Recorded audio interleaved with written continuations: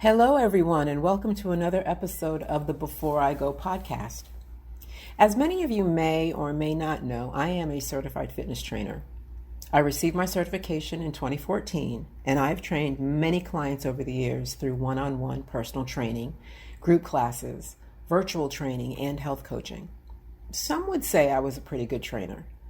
I was focused on teaching healthy habits that would last a lifetime instead of quick fixes. Now, I no longer work with clients, but while I did, I loved it. I loved seeing my clients transform. I loved it when I got to work with people who actually wanted to work. People who weren't afraid to get sweaty and sore and who wanted to change their lives, not just their dress size.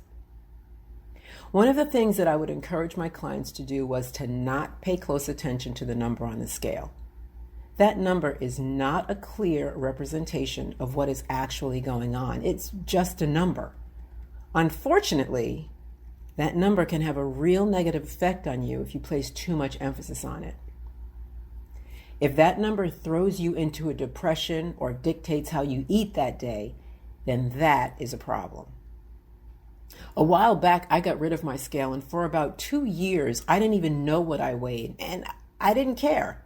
I felt good, I thought I looked good, and all was right in the world. Then came 2020, and with it, a global pandemic.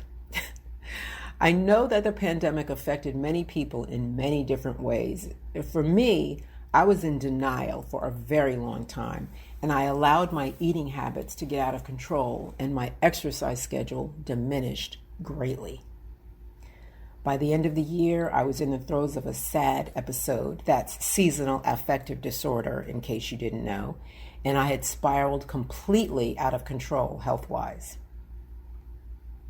At the beginning of 2021, I had started running again, and I was beginning to feel good, but something happened to me that would change everything. I put on a pair of jeans, and the seam in the thigh split. I literally looked like a busted can of biscuits. I was shocked. So the next day, when I went to work, I stepped on the scale, because that's where I brought my scale when I took it out of my house. And I was shocked to see a number that I had never seen before. Full disclosure, I was 158 pounds. And in that moment, here's what I discovered about the scale. It can either be viewed as an instrument for evil, to make me feel bad, or an instrument for good, to motivate me to change things. That number motivated the hell out of me. Now, I never minded being in the 150s. However, I do mind being in the 160s, and I was not going to allow myself to get there. So I made the decision to put myself on my own 90-day program to lose 18 pounds by the end of March. I would settle for 13 and continue with the program until I got my goal weight and then just maintain. My nutrition plan was simple. I became a vegetarian back in August, but I was consuming more pasta than anything. So I decided to eliminate pasta, bread, cheese, and chips. Those were my weaknesses and what I usually turned to when I was bored or depressed. I believe I told y'all before that I would make an entire pan of my macaroni and cheese and eat it. Instead of going towards those things, I would consume tons of vegetables in salads, soups, stews, you name it. I also had beans and sweet potatoes and some rice. For breakfast, I ate egg whites and oatmeal, and as a snack, I would eat fruit. I also drank a gallon of water a day. I also introduced natural supplements into my diet, such as turmeric, which has beneficial anti-inflammatory properties. It improves liver function and helps with digestion. I added ginger, which supports cardiovascular health, soothes sore muscles, lowers bad cholesterol levels, and protects against disease. I also added vitamin C, which I normally do in the wintertime, which boosts my immune system.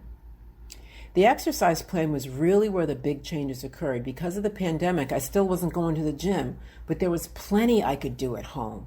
There are so many free workouts on YouTube, and I took full advantage of them. I continued running outdoors when the weather allowed, but I also added high-intensity cardio sessions and strength training. I changed my schedule to ensure that I was moving my body every single day. I get up every day at 4:20 a.m., turn on YouTube, and work out for at least 30 to 40 minutes.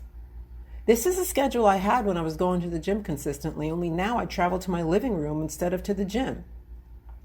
As of this recording, which is the last week of February, I have lost 9 pounds. I am anticipating reaching my goal by the end of March as long as I stay consistent. However, during this journey, I have rediscovered something that I used to tell my clients all the time. If I focus on behaviors, that is my day-to-day routine, then the goal will be reached. For me, focusing primarily on the outcome, that is the number on the scale, that can cause unnecessary stress, and stress can be counterproductive in a fitness journey, which is why I removed the scale from my house to begin with. So, focus on behaviors, not on outcomes, and you will see results. All in all, I'm happy that those jeans ripped, and I'm happy that I stepped on that scale because it forced me to take action. It forced me to get moving again. Working out every day is a privilege. Taking care of this one body is a joy. I think back to my initial reason for getting in shape in the first place, and that was to make sure that I would be strong and independent for as long as I'm able. Look, I'm a single woman and will more than likely always be a single woman, and that is my choice. So I have to be able to take care of myself. I never want to put the burden of taking care of me on my children. I refuse to do that to them. So I'll stay healthy and I'll stay in shape for them.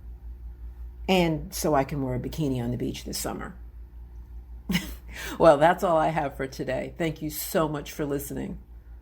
Before I go, let me share this with you from Stephen King.